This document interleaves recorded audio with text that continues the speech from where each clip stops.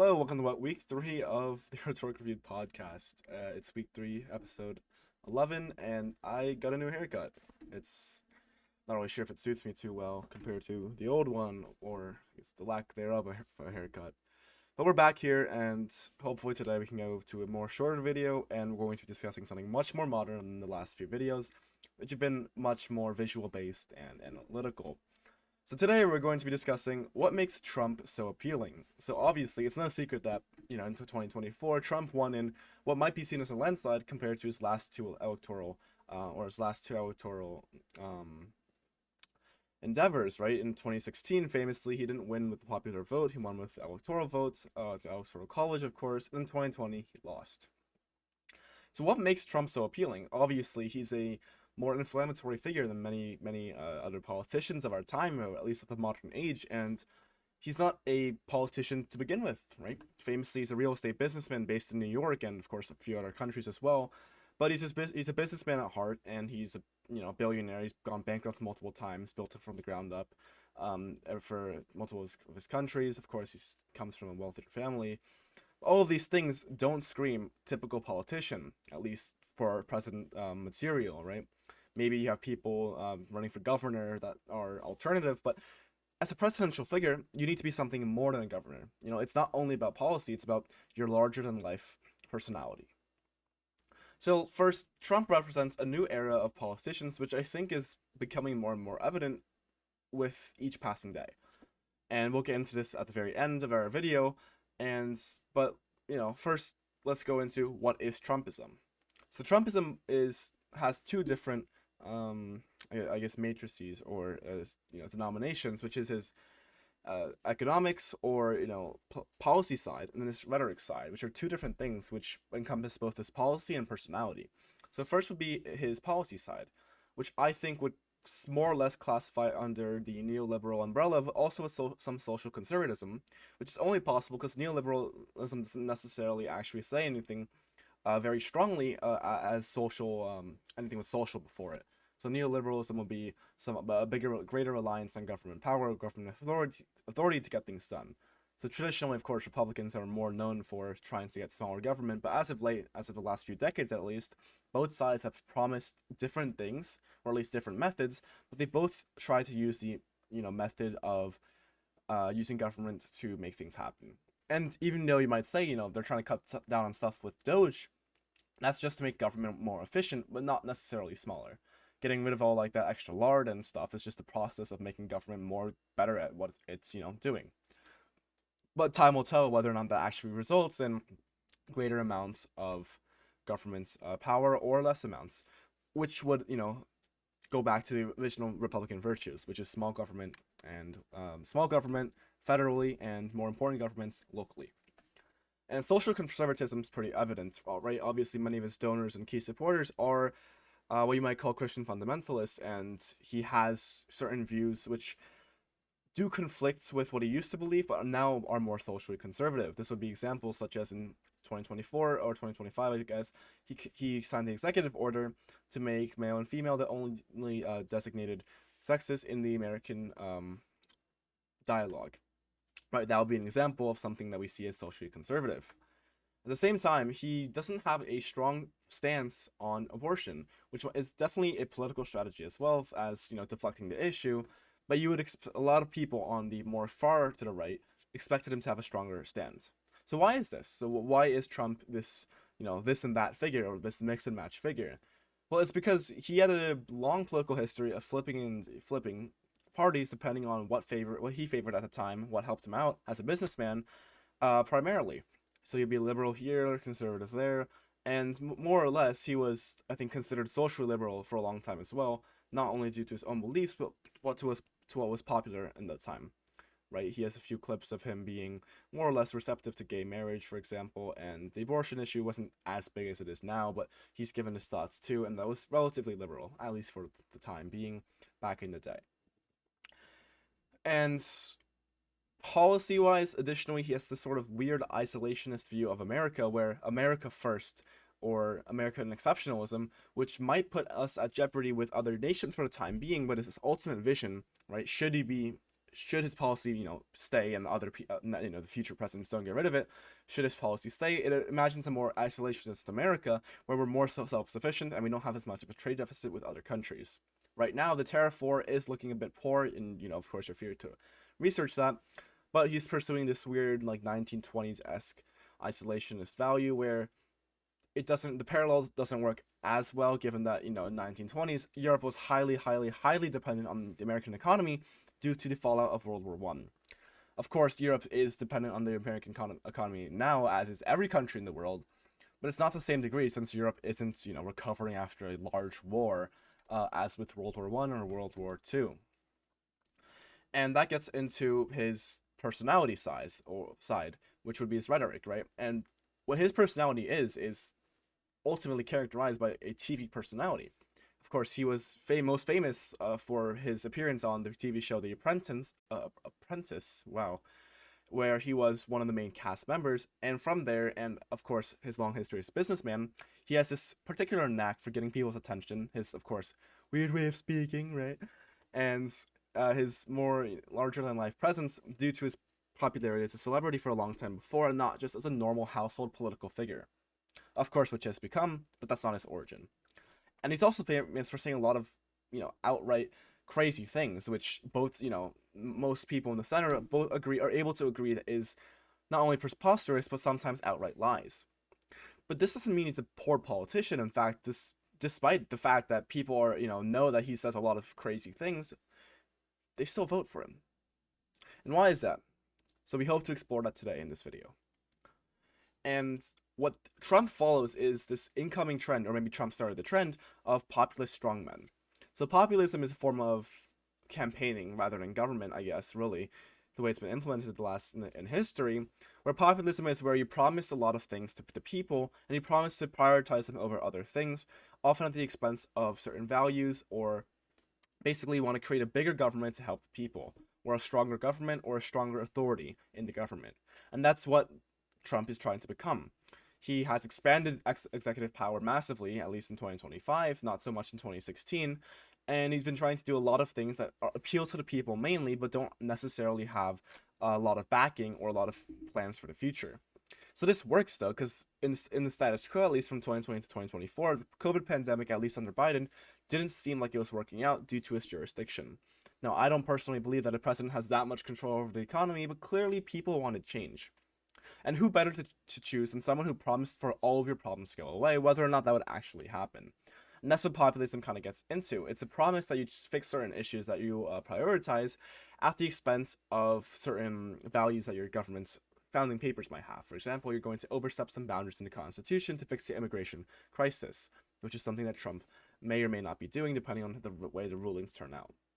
So that's populism, and it's sort of filling a void. So we've talked about in previous videos that you need someone to lead an ideology, and an ideology is really important to people, whether it be religion or secular ideologies like communism, Nazism, Stalinism, all these different things. So populism is sort of a more, at least in America, a more modern representation of that kind of thing. I'm here, we're gonna fix your problems, and these are the rules we abide by. Not so different from a different ideology or religion, right? And again, as we've discussed in the Order versus Truth video, what distinguishes secular ideologies from religious ones, that religious ones don't promise all of your problems to be fixed in the real world. They say life's going to be tough, at least in Christianity, for example, that life is unfair, but through virtuous actions or belief, depending on which denomination you believe, you're going to be entered into the kingdom of heaven. Or, it's many variations depending on which sect you believe in. On the contrary, stuff like communism promises to create utopia due to its, implied understanding of the human condition, which is better than everything else. And that is sort of what populism is. It's standing in for religion, which is really weird in this kind of like fundamentalist populism, because, these people are saying, we need to return to Christianity or religiosity. At the same time, populism is that stand-in for religion right now, right? Populism could also be, depending on how you define it, could just be the last few centuries, last 1 century, where the government's taking a larger and larger role in trying to ensure that your life is better. This is what social services, less local involvement, more federal involvement, right? Less community, more government grants and stuff. All of these things. So ultimately, what populism is defined by is that it doesn't necessarily do things, but it does appeal to the people very well. And in this age where people are raised on attention, and the attention and information economy is so big with Google and all these media apps, right? You're gonna find that this is just a reflection of the current trend we're seeing, where attention is prioritized, and that gets into radicalism to hide the truth. This, I think, is the most interesting and impactful part of the Trump ideology. So we've seen multiple times throughout the last presidential cycle, at the very least, of what we call, I guess, radical. Even though I might be, or though I might be not on the left or right, you can clearly see how some things Trump says are clearly preposterous or have no actual backing. Excuse me. The most popular example would be just last fall, when he talked about the Haitian immigrants eating dogs and cats in Springfield, I want to say Illinois, Ohio. Regardless, there was one, account of a cat being stolen and hung up somewhere, or and a bunch of ducks being stolen apparently. But this doesn't necessarily, contribute to the rhetoric that Trump says, that people are eating cats and dogs en masse, and that's why we need to fear these immigrants. That caused a lot of media outrage. Of course, how can you make this generalization? Some people said it's just simply not true. As a politician, you shouldn't be saying this. To see more about politicians lying, go check out my previous video about that. But ultimately, it comes down to the fact that he says crazy things that obscure the true facts in about what he's talking about. So, cats and dogs being eaten by immigrants, not true. What still is true underneath that is the underlying assumption that 40,000 immigrants being entered into a town roughly of the same size or less is going to not have serious economic, social impacts. Right? Introducing any population that big, even in the animal world, is tremendously destructive. Even introducing two fishes, which aren't natural to certain ponds, might have disastrous consequences. And of course, I'm not saying immigrants are invasive species. There are serious problems to introducing large populations of an unassimilated demographic into a pre-existing condition where social support and services aren't necessarily ready for a population that, for example, isn't able to converse and understand the culture of Springfield in the same way that the current residents can. So that kind of encompasses Trump. He says a lot of things. He promises a lot. He says a lot of crazy things, and that obscures his policy. You ask these never Trumpers, what went wrong with the first president? Like, why do you not like Trump? You ask your average person, it's a lot about his rhetoric, that he's irresponsible as a president, that he's not a politician material. And all of this is true.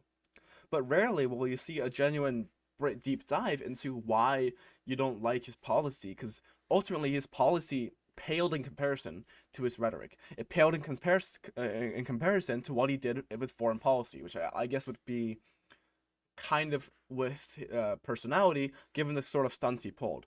I say stunts, but these are, bombastic achievements with North Korea, for example, Russia. These are all things that were uniquely Trumpian, and this hit his policy. And this is sort of what makes him genius. While a lot of people will, especially in both parties really, will shirk away from poor media attention and things that might make them look bad, Trump is fully embracing all attention is good. All attention, good, any attention is good attention. And in doing so, he's obscuring the fact that some of his policies may or may not be good. But what that does for him is that it makes him a uniquely controversial figure without a lot of political actual policy policy issues, policy conflicts. At least in 2025, we're seeing some pushback with Doge and things, and Elon Musk, but we're yet to see the actual impacts of this. So what I can foresee is that Trump becomes a Jacksonian figure. So Andrew Jackson, who was president beginning in 1828, was famously had similar backgrounds. He, of course, had the difference where he was cheated, or he felt cheated because of bankers in Pennsylvania, to be fair, Pennsylvania, I think, which is funny. But he was also had a military background, very outspoken personality, and he has very controversial views, especially with stuff like the Indian Removal Act, right? Ultimately, though, Jackson is regarded as a controversial but necessary precedent for his times. He tested executive power in ways that were productive, we think, and ultimately, despite the tragedies of his policy, is reflected on very popularly by certain groups due to his impact on American history and the trajectory of the executive branch. And because we don't live in the time of Jackson anymore, the controversy becomes less apparent, or it becomes more apparent as his main trait. And his policy is not as blatantly the focus of his administration. And something similar might happen to Trump in the next 40, 50, 60 years. As the controversy of it becomes out of living memory, or at least out of active memory, that becomes the only thing we remember, and the policy part isn't reflected upon as much, right? This is just a natural process. What we remember about Trump is the media attention. He says, dogs and cats, China, China, right? All of these things. And as that becomes his main image, the after image of Trump will be his controversy and not his policy, and therefore will reflect on his policy less negatively. And that's sort of what makes the Trumpian strategy so appealing and so effective. So much of what he says, while it is addressing a real issue, is actually distracting people away from the real issue by dragging it to something crazy he says. And this can probably be, for the wall as well, right? The wall is, of course, a huge multi-billion project that may or may not be possible, but he says, funded by Mexico is going to fund it. But all this talk about the wall being radical and racist and anti-xenophobic, that obscured the fact that the wall was probably maybe not a good financial idea. But we don't reflect on that. We actually reflect more on the controversy of the idea rather than the actual policy.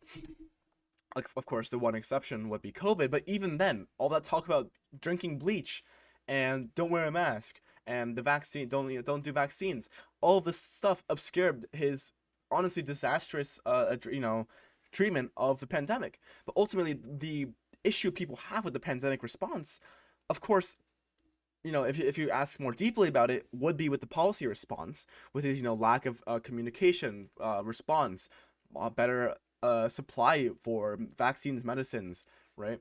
He's commanded for warp speed, but outside of that, so much of the public discourse was about Trump's rhetoric, at least for the common voter. And that's what makes it so interesting, because Trumpianism isn't really about policy, it's more about appealing to the people. And this is like the final boss version of populism, right? He's like purely rhetoric.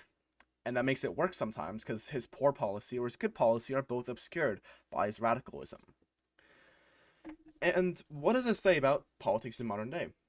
It says a lot, actually. It says a lot about how the attention economy is so much bigger and how easy it is to obscure things. When you have, I hate to say the word simple-minded, but that your average voter isn't as involved in politics as they should be, or is more involved with social media like TikTok, Instagram, right? Who see these clips, these viral clips with Trump saying crazy stuff and all of these compilations and such, you're led to believe that Trump is a uniquely rhetorically controversial figure who says a lot of crazy stuff, maybe some, controversial stuff too. At least like racially or whatever, sexually, whatever these things are. And you're more inclined to focus on that if you're someone who isn't in tune with politics and doesn't actually look into policy as much as you should. And this is being exacerbated, and I see this only becoming a bigger issue as time goes on. I made this video without the intent to have visuals like old videos, right? But yeah, people are, there's more the incoming generations, they're less inclined to interact with the real world. They're more online. They're more addicted to attention, and their attention spans are lower. They're more addicted to, especially, bombastic stuff, right? Things that are exciting, big, loud. And this might just be the trend for the future, right? This isn't going to be a policy-based, know your stuff, the Al Gore type elections anymore. It's going to be more Trumpian in nature, where your radicalism might hide your bad policy, but if you're popular enough, if you get enough attention, if you're able to say the right things in a populist manner, you're able to garner enough attention to win. And this is a concern as well, because this does sort of detract away from the real issues, both negatively and positively. Trump saying Haitian immigrants eat dogs and cats detracts away from the real issue at hand, which is there's a real problem with immigration. On the other hand, you have issues with Trump, trying to cut government spending with Doge, which might have severe constitutional implications with Elon Musk's power. But when so much of it is about Elon Musk doing the, the Roman salute, that my heart goes out to you kind of thing, that obscures the real issue, which many people might not see. Many people think Elon Musk bad, he evil, right? But they kind of miss the point, which is the constitutionality of something like Doge being able to take away and look at things that they shouldn't be able to look at or take away from.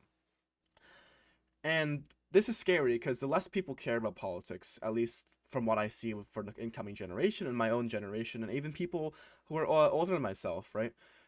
You you're going to see a leveling out of people who are able to understand politics and people who are able to leverage social media in such a way that you're able to manipulate the populace, or not so much manipulate, but make them care more about the rhetoric than the actual policy, which is what should matter. And this is what the ultimate, consequence of creating an attention economy is with the online world, when all these algorithms prioritize hate, controversy, anger, reactions, loudness. You're gonna get a society that's built around that.